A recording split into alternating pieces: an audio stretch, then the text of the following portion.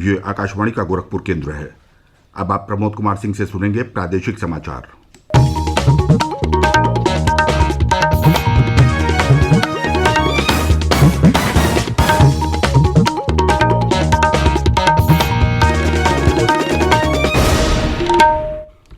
Bulletin में पहले मुख्य समाचार। प्रधानमंत्री नरेंद्र मोदी आज कोरोना के अग्रिम पंक्ति के कार्यकर्ताओं के लिए विशेष प्रशिक्षण कार्यक्रम का शुभारंभ करेंगे। प्रदेश में कोरोना संक्रमण के 336 नए मामले सामने आए। सक्रिय मामलों की संख्या 6019 रह गई। सीबीएसई की 10वीं बोर्ड परीक्षाओं के परिणाम 20 जुलाई तक और 12वीं के 31 जुलाई तक घोषित किए जाएंगे। और मौसम विभाग ने अगले 2-3 दिनों के दौरान मानसून के प्रदेश के बाकी हिस्सों में आगे बढ़ने की गति बहुत धीमी होने की संभावना जताई।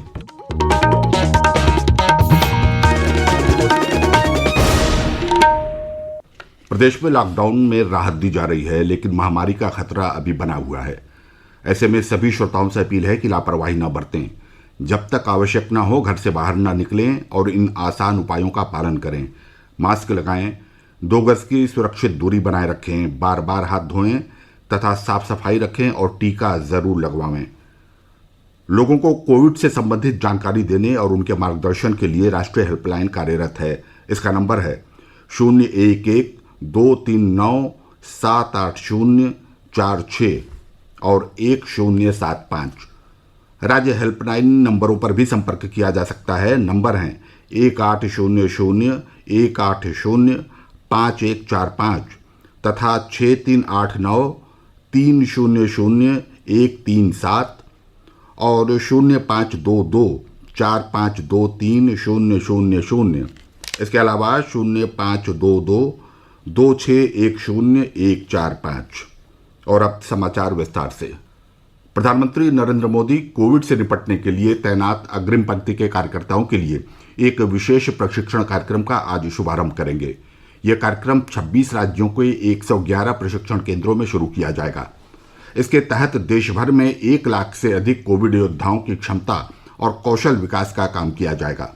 इस कार्यक्रम के तहत घरों की देखभाल की बुनियादी स्वास्थ्य सेवाएं उपलब्ध कराने, उन्नत स्वास्थ्य सेवाएं देने, आपात स्वास्थ्य सेवाओं तथा नमूने संग्रहित करने और चिकित्सा उपकरण से जुड़ी सेवाओं में प्रशिक्षण दिया जाएगा। मुख्यमंत्री योगी आदित्यनाथ ने कहा है कि प्रदेश में कोरोना संक्रमण में लगातार कमी आ रही है, लेकिन ये नहीं समझना चाहिए कि वायरस समाप्त हो गया है। उन्होंने कहा कि थोड़ी सी लापरवाही बहुत भारी पड़ सकती है, इसलिए कोरोना प्रोटोकॉल का पालन करना सभी की जिम्मेदारी है। मुख्यमंत्री कल उच्चाधिकारियों के साथ प्रदेश में कोविड की स्थिति की समीक्षा कर रहे थे। प्रदेश में कोविड से स्वस्थ होने की दर बढ़कर 98.4% हो गई है। दैनिक संक्रमण दर एक दिन पूर्व 0.1% दर्ज की गई। पिछले 24 घंटों में प्रदेश में कोरोना संक्रमण के 336 नए मामले सामने आए, जबकि इस दौरान 685 लोग स्वस्थ हुए।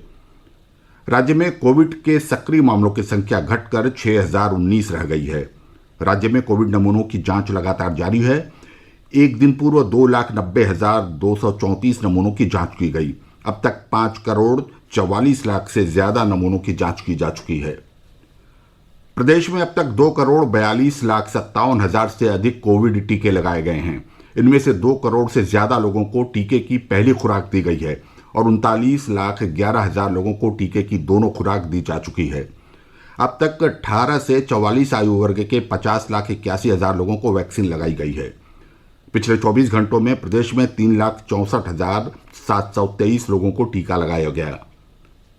राज्य ऑक्सीजन उत्पादन में आत्मनिर्भर बनने की दिशा में तेजी से आगे बढ़ रहा है। प्रदेश के लिए 5 और ऑक्सीजन संयंत्र स्वीकृत हुए हैं। इसके साथ ही प्रदेश में स्थापित किए जाने वाले ऑक्सीजन संयंत्रों की संख्या बढ़कर 441 हो गई है। इनमें से 100 संयंत्रों में ऑक्सीजन उत्पादन शुरू हो चुका है। मुख्यमंत्री योगी आदित्यनाथ ने निर्देश दिया है कि 50 बिस्तरों से अधिक क्षमता वाले सभी अस्पताल ऑक्सीजन के लिए आत्मनिर्भर होंगे। केंद्रीय सूचना प्रौद्योगिकी मंत्री रविशंकर प्रसाद ने स्पष्ट किया है कि सरकार सभी व्हाट्सएप संदेशों को विकोडित नहीं करना चाहती है। उन्होंने कहा कि सभी सामान्य व्हाट्सएप उपयोगकर्ता इसे जारी रख सकते हैं। श्री प्रसाद ने कहा कि यदि किसी भी संदेश के वायरल होने के कारण मॉब लिंचिंग, दंगा, हत्या, महिलाओं और बच्चों का यौन शोषण होता है तो इस संदेश की शुरुआत करने वाले का नाम घोषित करने को कहा जाएगा। ये समाचार आप आकाशवाणी गोरखपुर से सुन रहे हैं। ये समाचार बुलेटिन हमारे YouTube channel AIR news Gorakhpur और ट्विटर हैंडल AIR न्यूज़_GKP पर भी उपलब्ध है। प्रादेशिक समाचारों के इस बुलेटिन में आपका फिर से स्वागत है। केंद्रीय माध्यमिक शिक्षा बोर्ड CBSE ने कहा है कि कोविड के कारण रद्द की गई 10वीं बोर्ड परीक्षा के परिणाम 20 जुलाई तक और 12वीं के 31 जुलाई तक घोषित किए जाएंगे। CBSE परीक्षा नियंत्रक सान्याम भारद्वाज ने कल एक समाचार एजेंसी को बताया कि जो विद्यार्थी अपने अंकों से संतुष्ट नहीं होंगे उन्हें कोविड-19 महामारी की समस्या कम होने के बाद परीक्षा में बैठने का अवसर दिया जाएगा।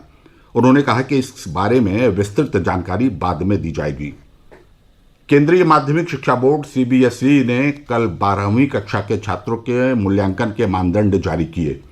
केंद्रीय शिक्षा मंत्री रमेश पोखरियाल निशंक ने ट्वीट संदेश में कहा कि 12वीं के प्री बोर्ड परीक्षा के 40% अंक, 11वीं के वार्षिक परीक्षा के 30% अंक और 10वीं कक्षा के श्रेष्ठ 3 विषयों के 30% अंक इस मानदंड में शामिल हैं।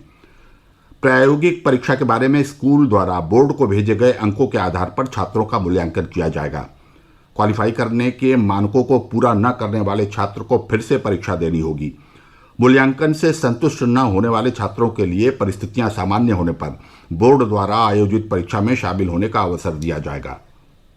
सोशल मीडिया पर वायरल हो रहे एक संदेश में कहा जा रहा है कि केंद्रीय सूचना एवं प्रसारण राज्य मंत्री ने फर्जी पत्रकारों के खिलाफ कार्रवाई करने और उन्हें गिरफ्तार करने के निर्देश दिए हैं। पत्र सूचना कार्यालय PIB ने कहा है कि यह दावा पूरी तरह गलत है। सूचना एवं प्रसारण राज्य मंत्री ने अपने किसी भी वक्तव्य में यह दावा नहीं किया है। प्रदेश के पूर्वी अंचलों में वर्षा का क्रम जारी है। वाराणसी, चंदौली, बलरामपुर, अयोध्या, आजमगढ़, जौनपुर, बलिया और आसपास के क्षेत्रों में पिछले 24 घंटे के दौरान मध्यम से तेज वर्षा दर्ज की गई। मौसम विभाग के अनुसार मानसून की उत्तरी सीमा प्रदेश के हमीरपुर, बाराबंकी और सहारनपुर के ऊपर से होकर गुजर रही है। इसके अलावा चक्रवाती हवाओं का क्षेत्र पूर्वी उत्तर प्रदेश और आसपास के भागों पर बना हुआ है। इसके प्रभाव से अगले 2-3 दिनों के दौरान पूर्वी उत्तर प्रदेश के अधिकांश भागों में वर्षा होने का अनुमान है। कुछ स्थानों पर मूसलाधार बारिश भी हो सकती है। विभाग ने यह भी पूर्वानुमान जताया है कि अगले 2-3 दिनों के दौरान मानसून के प्रदेश के बाकी हिस्सों में आगे बढ़ने की गति बहुत धीमी होने की संभावना है। प्रदेश के गन्ना मंत्री सुरेश राणा ने कहा है कि राज्य सरकार ने 45,44,000 से अधिक गन्ना किसानों को 1,37,000 करोड़ रुपए से अधिक का भुगतान किया है। उन्होंने कहा कि यह धनराशि पूर्व की सरकारों की तुलना में अधिक है। और अब कुछ समाचार संक्षेप में। प्रदेश सरकार ने न्यूनतम समर्थन मूल्य MSP पर किसानों से अब तक रिकॉर्ड 55,60,000 मीट्रिक टन गेहूं की खरीद की है। प्रदेश में सरकारी क्रय केंद्रों पर गेहूं खरीद 22 जून तक के लिए बढ़ा दी गई है। पूर्वोत्तर रेलवे ने गोरखपुर से देश के अन्य भागों के लिए चलने वाली पूजा विशेष रेलगाड़ियों की संचालन अवधि 30 जून तक बढ़ा दी है। रेलवे ने यात्रियों की सुविधा के लिए यह फैसला किया है। 7वें अंतर्राष्ट्रीय योग दिवस में अब सिर्फ 3 दिन बाकी हैं। योग दिवस 21 जून को दुनिया भर में मनाया जाएगा। योग हमारे शारीरिक और मानसिक स्वास्थ्य के लिए लाभदायक है। भारत और न्यूजीलैंड के बीच विश्व टेस्ट चैंपियनशिप का फाइनल आज से साउथहैम्पटन में खेला जाएगा। इस मैच का आंखों देखा हाल दूरदर्शन के DD स्पोर्ट्स चैनल 1 और आकाशवाणी के FM रेनबो चैनल और अतिरिक्त मीटरों पर उपलब्ध होगा। और अंत में बुलेटिन का मुख्य समाचार एक बार फिर। प्रधानमंत्री नरेंद्र मोदी आज कोरोना के अग्रिम पंक्ति के कार्यकर्ताओं के लिए विशेष प्रशिक्षण कार्यक्रम का शुभारंभ करेंगे। प्रदेश में कोरोना संक्रमण के 336 नए मामले सामने आए। सक्रिय मामलों की संख्या 6,019 रह गई। CBSE की 10वीं बोर्ड परीक्षाओं के परिणाम 20 जुलाई तक और 12वीं के 31 जुलाई तक घोषित किए जाएंगे। और मौसम विभाग ने अगले 2-3 दिनों के दौरान मानसून के प्रदेश के बाकी हिस्सों में आगे बढ़ने की गति बहुत धीमी होने की संभावना जताई। इसके साथ ही ये बुलेटिन समाप्त हुआ। नमस्कार।